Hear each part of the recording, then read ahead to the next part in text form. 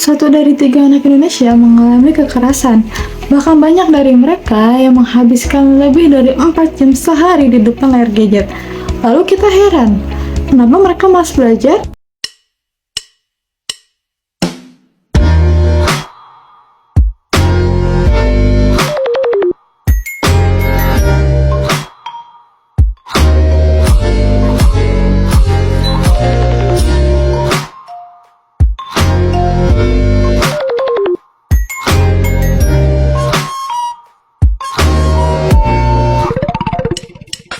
Warahmatullahi wabarakatuh.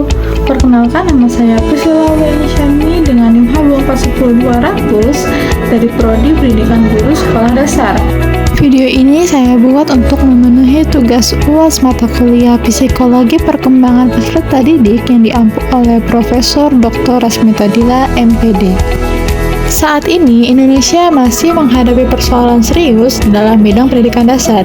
Berdasarkan data PISA tahun 2022, Indonesia menempati peringkat ke-69 dari 81 negara dalam kemampuan membaca dan matematika.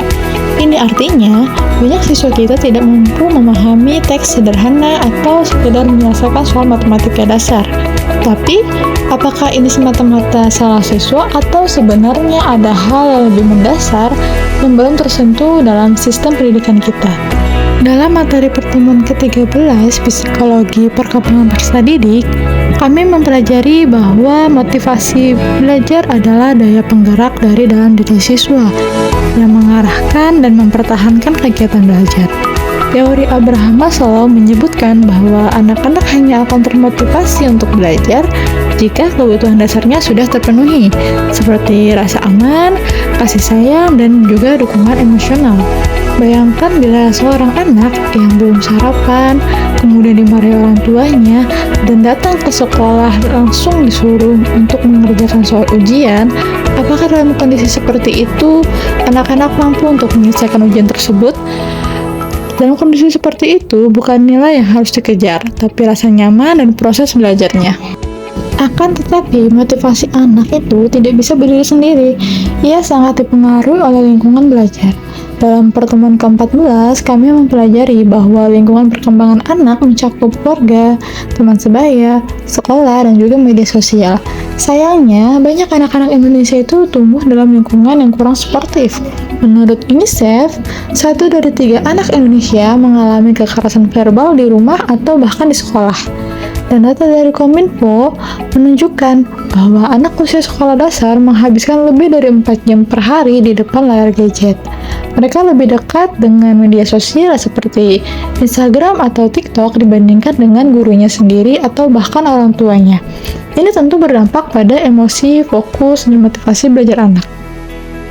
Lalu, bukan hanya motivasi dan lingkungan, perkembangan moral anak pun bisa ikut terdampak.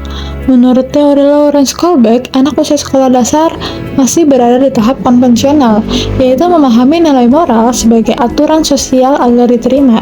Sementara Piaget menjelaskan bahwa anak usia sekolah dasar masih berada dalam tahapan berpikir konkret, sehingga moral harus diteladankan secara nyata, bukan hanya diucapkan. Masalahnya, pendidikan karakter di sekolah saat ini sering hanya berupa hafalan. Anak tahu apa itu jujur, tapi tidak melihat kejujuran di sekitar mereka. Dan akibatnya, nilai moral tidak benar-benar tertanam di diri anak, hanya sekedar diketahui. Dari semua pembahasan tadi, bisa kita simpulkan bahwa menurunnya semangat belajar siswa bukan hanya soal pribadi anak, tapi berkaitan erat dengan bagaimana motivasi mereka dibentuk, lingkungan mereka dibesarkan, dan nilai-nilai moral yang mereka serap setiap hari. Maka, memperbaiki kualitas pendidikan bukan hanya tugas sekolah, tapi juga tanggung jawab bersama, yakni guru, keluarga, dan lingkungan. Dari ketiga aspek tadi, seperti motivasi, lingkungan, dan moral, kita bisa melihat bahwa masalah pendidikan bukan sekedar soal kurikulum.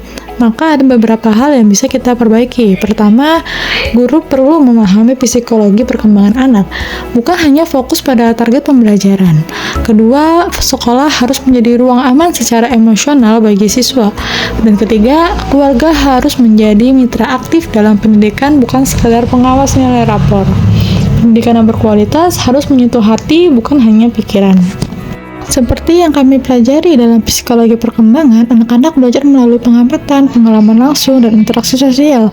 Karena itu, teladan nyata dari guru, orang tua, dan lingkungan sekitar jauh lebih berpengaruh daripada sekedar kata-kata. Sekian, terima kasih. Wassalamualaikum warahmatullahi wabarakatuh.